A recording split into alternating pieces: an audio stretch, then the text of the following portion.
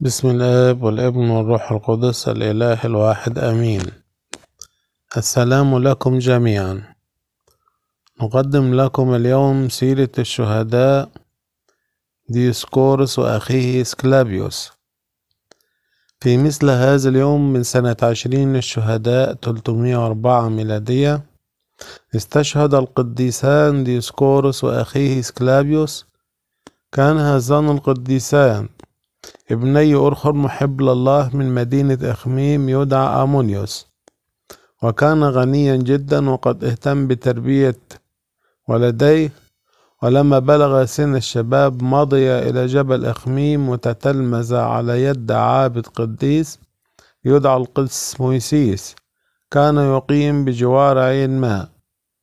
وبعد قليل إذ شعر القديس بقرب نياحته استدعاهما وأوصاهما بالثبات على الإيمان وحفظ وصايا الرب، ثم باركهما وفاضت روحه الطاهرة فكفناه بإكرام جزيل، وعاش بعده في جهاد روحي ونسك وصلاة ومقاومة لحروب الشياطين.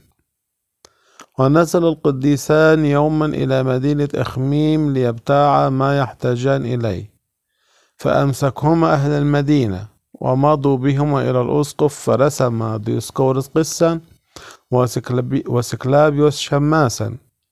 ولما عاد إلى الجبل اجتمع حولهما كثير من الإخوة ليتتلمذوا على أيديهما.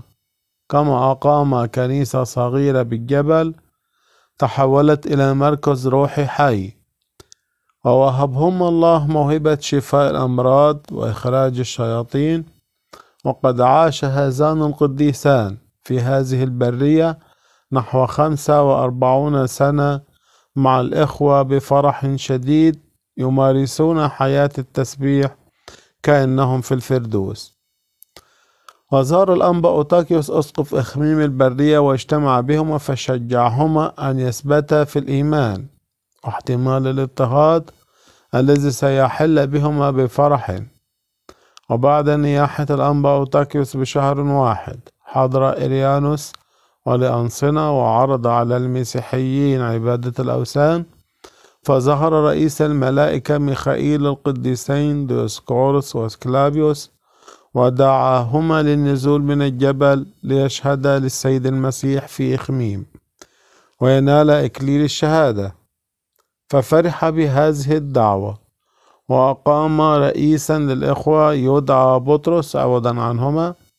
وبعد نزولهما ظل يشجعان المسيحيين على تحمل الآلام. فسمع الوالي خبرهما واستدعاهما وأمر بسجنهما. وفي الصباح عرض عليهما الوالي التبخير للأوثان فأجاباه قائلين: نحن لا نضحي للآلهة ولا ننسى الذين قدموا أرواحهم للسيد المسيح الذي كنا نراها صاعدة أمامنا إلى السماء، ونحن على استعداد أن نموت مثلهم. ومهما أردت أن تفعل فاصنع بنا لنلحق بإخوتنا. فغضب الوالي وأمر بتعذيبهما، ثم وضعهما في حبس، وكان يحرسهما 40 جنديا. على رأسهم أوكوديوس وفيليمون.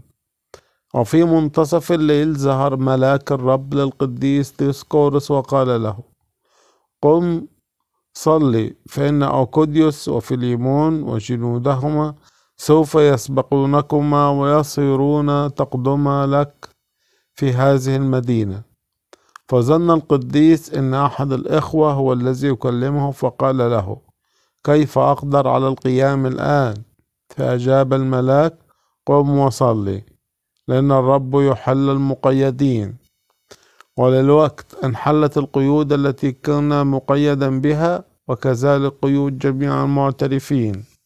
فقاموا جميعا وسبحوا الله، وكان نور سماوي يضيء المكان ويضيء على أوكوديوس وفيليمون. فلما شاهد الجنود هذا كله ذهبوا إلى أريانوس واعترفوا بالسيد المسيح، فأمر بقطع رؤوسهم جميعا. وبعد ذلك أمر الوالي بقطع رأسي القديسين ديوسكورس واسكلافيوس. فنال إكليل الشهادة. ويوجد الآن دير باسميهما في جبل إخميم، ويشتهر باسم دير للشهداء. بركة صلواتهما فلتكن معنا، ولربنا المجد الدائم إلى الأبد. آمين.